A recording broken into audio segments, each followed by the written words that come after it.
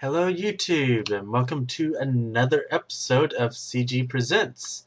In this episode we will be covering Pistons.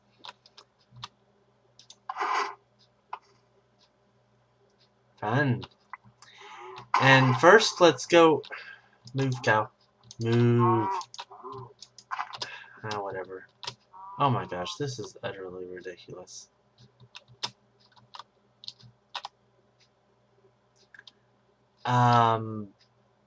Ignoring that, cow on the roof, let's steer this video back on topic. Okay, covering what we went over the past few episodes. Inputs, such as switches, buttons, pressure plates, things like that. Transferring redstone power, including extending it, stuff like that. We covered outputs such as doors, droppers, dispensers. We covered weakly powered blocks, strongly powered blocks, normal things that aren't really all that special, which is a different concept than the signal strength of redstone. And then in the second episode we covered gates, which apparently are not the kind that keep cows in, but they still do some neat stuff with redstone. And we covered a diode. Let me see, how am I doing on time? Okay, well, we better move on to the pistons now, which is the point of this episode if we're going to finish this in 10 minutes. Pistons, what do? They push blocks. They can push all the way up to 1, 2, 3, 4, 5, 6, 7, 8, 9, 10, 11, 12 blocks. If you try to add a 13th, it does not work. Pistons will also push entity or mobs, I think is what everyone's calling them nowadays, unless there is something blocking it, and then you go into the piston or whatever block is pushing, which can cause suffocation damage, so be careful with that. So how do you power a piston? Well, like any sort of output that we have already went over, you can power a block next to it. Or you can do it to where you're going directly into the piston, like here. So, a piston can be powered by this block, or this block, or that block, or the block behind it. There is an exception to that rule. It does not follow all the same rules as everything else. It cannot be powered by the block that it is facing into.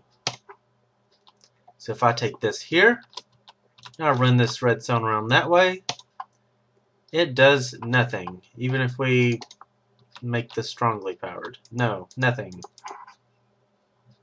It just extended there because now we're powering this block, which is next to it.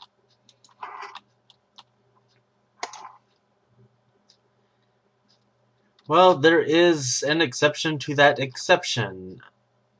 Ignore that though, because exceptions to exceptions are really hard to understand. I have a simpler way of going over it. A piston can be powered by the blocks around it, unless it's a block it's facing into. So you remember that, and then you think, okay, in any case at all, does not matter what direction it's facing, it can be powered by this block or that block. Okay. So, put a block there, let's go like that, and bam, there it is. Strangely enough, if it's air, it still works. Now, I think that has something to do with, I have a theory. Another one of my theories. Okay. Now the piston's taken up 2 blocks. Now 1. Now 2. Well, if we treat that as like part of an output thing, like the door, it's kind of big, then we can power any of these blocks here and keep it going. Oh, darn. Well, let's try that. Let's take a switch and put it there and turn this one off, and there, it works. So that's kind of the reason for that. It's taking up 2 blocks. You're pretty much directly powering this. It's kind of strange going up because it seems to kind of stick going by its behavior. Strange. You can also power the block to above it.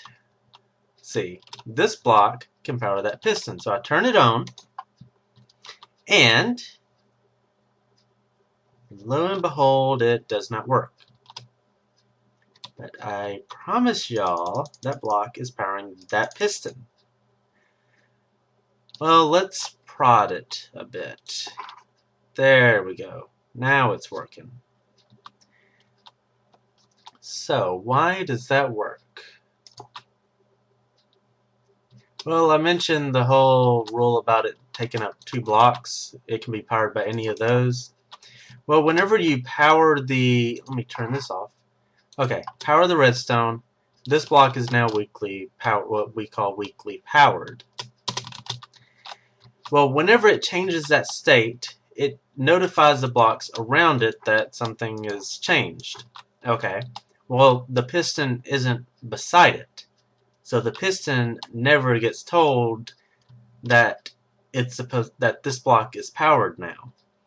And so the piston is supposed to be extended, but doesn't know it. So what we do is we put a block next to it, or update one of the blocks already next to it. And that update will notify the piston that something around it has changed, even though it's referring to, like if we place that there, is referring to this block. But the piston will wake up, it will look around and be like, oh hey, I'm supposed to be extended, and then it just jumps right back up to there. So if that's the case, how come turning it off makes it retract? Well, now the piston's beside the block, so it's going to be notified of it. If we were to take the piston and turn it that way, and then turn it off, it's not next to it, so it doesn't know it's supposed to do that. Okay, now let's jump right over to sticky pistons. They work exactly the same way as pistons. They follow all the same rules. They both push blocks.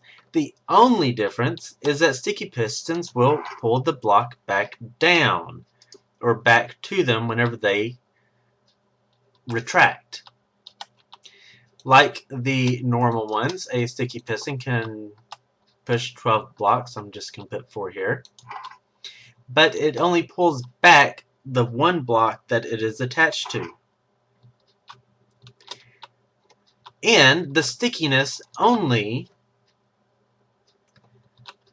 has an effect when it is being pulled or when it is being pushed. So I go like that. It isn't grabbing this block. It looks like it, but it's not. It's just next to it.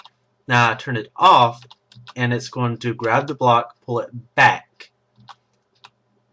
And then it's going to let go, and the stand's going to fall.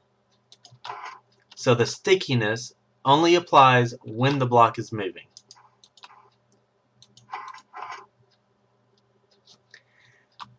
Okay, well, thank y'all for watching. That's about it for the pistons.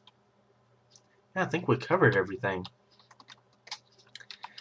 And we pretty much understand this now. We know that the blocks up here are next to the pistons, and so keeping them powered, knocking that down, breaking that circuit. So this is a NOT gate we know from episode 2. Diode doesn't really matter. Upwards transmission. Another NOT gate. Ignites TNT. Probably looks a little bit simple. A lot simpler now.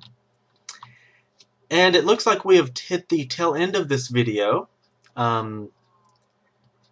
Pistons can be used for all sorts of stuff. Just use your imagination. Doors, drawbridges, hidden areas. Bed switches are really cool if you want to look into those. Those use the 2 block above it trick. I hope y'all tune in next time. We're past the basics, but we're just grazing the surface of redstone. In the next redstone video, we'll be going into clocks. And I'd consider that about intermediate. In the meantime, 100 points to the first person to accurately count the number of puns y'all heard in this video. That's gimme right there. 5 points for each additional pun in the comments. Don't worry, because cow puns are not at all rare, so you'll find a lot of them. The competition ends when the next video comes out. And I'll see y'all then.